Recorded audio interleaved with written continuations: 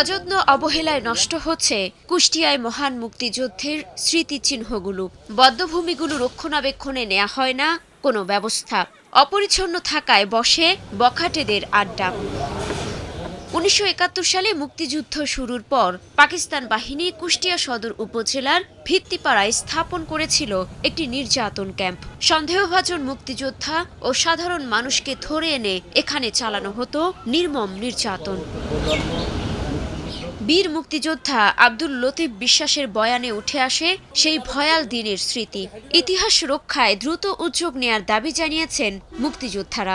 মুক্তিযোদ্ধা হিসেবে আমার সবচেয়ে বড় কষ্টের বিষয় হচ্ছে এই যে বৌদ্ধভূমি।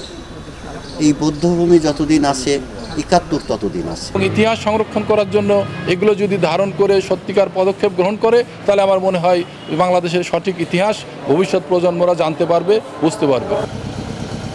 কুষ্টিয়ার দুর্বাচড়া এলাকার রক্তঋণ স্মৃতিসৌধ সহ জেলার বিভিন্ন স্থানে ছড়িয়ে থাকা মুক্তিযুদ্ধের স্মৃতিচিহ্নগুলোর অবস্থা প্রায় একই রকম। এলাকাবাসীর আশঙ্কা, এসব স্মৃতিচিহ্ন হারিয়ে গেলে ভবিষ্যৎ প্রজন্ম আর জানতে পারবে না মুক্তিযোদ্ধাদের আত্মত্যাগের ইতিহাস।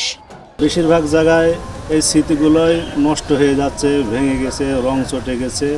এগুলোর যথাযথ সংরক্ষণ করা আমার মনে হয় খুবই জরুরি। সন্ধ্যার পরে মাদকসেবীদের আড্ডাখানা, এর সুরক্ষণ এবং রক্ষণাবেক্ষণ না থাকার কারণে আজ বিলীন হতে চলেছে। সেই স্মৃতি বিজড়িত স্থানসমূহ অবহেলিত এবং অরক্ষিত অবস্থায় আছে। তাই আমি প্রশাসনের কাছে অনুরোধ করব এই স্থানসমূহকে পরবর্তী প্রজন্মের কাছে দেশাত্মবোধ গড়ে তোলার জন্য। ভবিষ্যৎ প্রজন্ম যারা বুঝতে পারে এরা আমাদের জন্য কিছু করে গেছে এবং এদেরকে সংরক্ষণের জন্য সরকারের পুরা দায়িত্ব নিতে হবে। স্মৃতিগুলো সংরক্ষণে প্রয়োজনীয় ব্যবস্থা নেয়ার আশ্বাস জেলা প্রশাসকের। ইতোমধ্যে নির্দেশনা দিয়েছি যে যেসব জায়গাতে আমাদের এইভাবে অবহেলিত থাকবে সেই জায়গাগুলো তোমরা অচিরেই এটাকে রং করে দাও বা আরও যেসব মেরামতের কাজটি আছে সেগুলো তোমরা সেরে নাও। এবং তারা কোথাও কোথাও অলরেডি তারা কাজ শুরু করে দিয়েছে, ইতোমধ্যে কাজ সেরে ফেলেছে।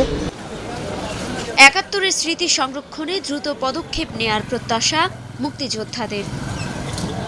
Desk report, star news.